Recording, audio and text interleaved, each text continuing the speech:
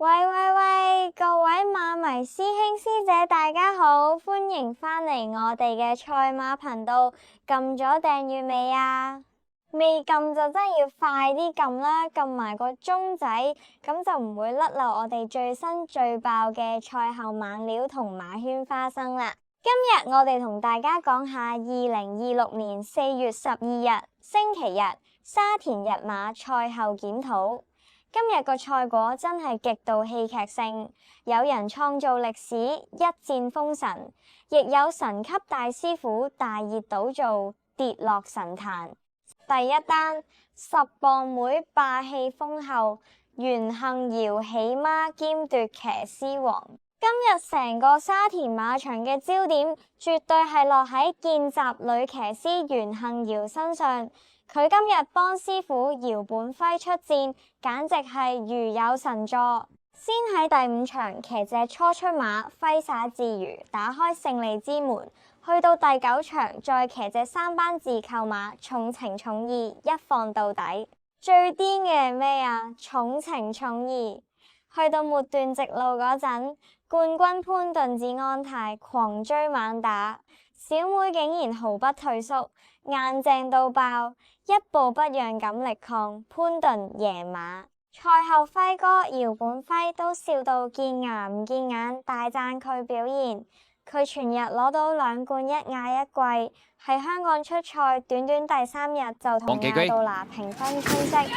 好，你一開閘嘅時候咧，咁個內欄慢咗嗰隻咧就名揚四海嚟嘅。好啦，前面快馬大愛檔重情重義，又係快閘嘅。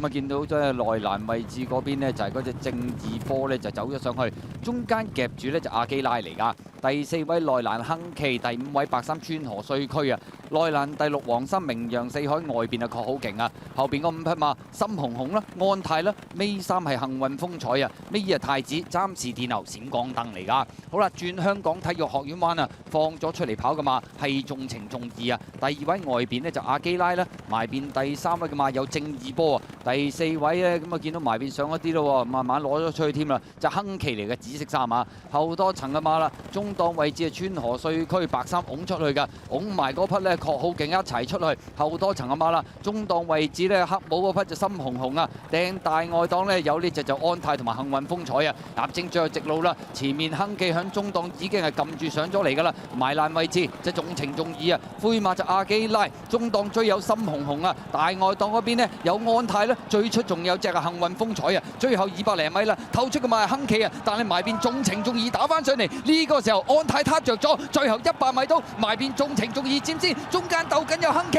外邊冚上嚟就安泰，接近終點第1名，要影相咁啊，外邊位置係安泰，內欄嗰邊重情重義，中間夾住係亨奇啊，咁啊結果今場賽事3匹馬都相當接近，沿路都佔先咗啲嘅，網民個個都大叫10磅妹真係好打得呀！直路砌贏潘頓，呢啲膽色真係冇得頂。甚至有好多馬迷話喺佢身上見到當年師姐嘉琪 BB 蔣嘉琪嘅影子，末段嗰種狠勁真係有過之而無不及。我自己就覺得輝哥真係好識得運用10磅牌仔嘅威力，加上小妹自己爭氣，呢對師徒組合嚟緊絕對會係各大馬房嘅心腹大患。大家嚟緊買馬一定要 mark 實佢。第2單艾道拿吐氣揚眉，希斯超新星皇上一出即勝。有留意開賽馬嘅朋友都知，艾道拿今季嘅表現其實一直都比較浮沉，但今日佢終於迎嚟大爆發，成功反底。佢先喺第3場幫金鑽精靈贏馬，去到第10場再騎大衛希斯馬房嘅初出歐洲自購馬皇上，後上擒低楊明倫，只輕馳千里起孖，同袁幸堯雙雙瓜分騎師王寶座。希斯賽後對呢隻皇上可以話係評價極高。佢話隻馬只係一隻3歲愛爾蘭馬，以年齡計其實應該跑今日第1場嗰啲新馬賽，但係依家竟然可以插落3班，面對住一班有質素嘅對手，一出即勝，難度極高，直頭覺得佢前景一片光明。希斯啲質新馬真係唔講得笑，一出就跑。三班都殺晒，嗌到嗱，今日終於醒神返啦！我自己睇法係呢隻皇上質素真係深不可測。3歲馬孭住重磅喺3班一插即贏，呢啲絕對係級數嘅表現。分分鐘佢就係夏季4歲馬經典賽事系列，例如經典1哩賽嘅超級主角，大家一定要將佢放入跟進馬名單。第3單，雷神莫雷拉竟然食白果零 W。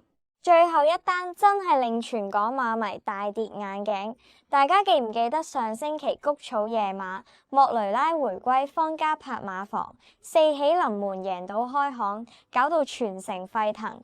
點知去到今日沙田日馬，雷神竟然遭遇滑鐵盧，全日零 W 食白果，一場都贏唔到呀！好多重注捧佢場，甚至將佢啲大熱門做過關穩膽嘅馬迷，今日真係輸到一頸血，連渣都冇得逞。各大討論區即刻怨聲載道，尋日就封神，今日就奏客，雷神係咪去咗夢遊呀？熱門死晒火，真係信錯神。講真，賽馬運動就係咁千變萬化，就算你係神級大師傅，都無可能場場贏，日日贏。有時可能係馬匹臨場狀態唔好，有時可能係賽事步速形勢唔就。但我哋做精明嘅投注者，真係唔可以盲目迷信名牌。見到賠率太熱，直播率低，就要識得忍手。如果唔係，真係會變咗提款機。希望雷神快啲調整翻狀態，下期再交出好成績啦。好啦，今日呢個充滿起伏嘅賽後猛料整合就講到呢度。你哋對10磅妹袁幸堯今日嘅霸氣表現有咩睇法？係咪都覺得佢前途無可限量？又或者你今日有冇俾雷神嘅零 W 搞到損手爛腳？即刻喺下面留言話我知啦，等我哋一齊喺留言區瘋狂傾馬經吐客苦水。覺得條片正嘅，講中你心聲嘅，記得俾個 like share 俾你身邊一齊睇馬嘅朋友。我哋下條片再見。拜拜。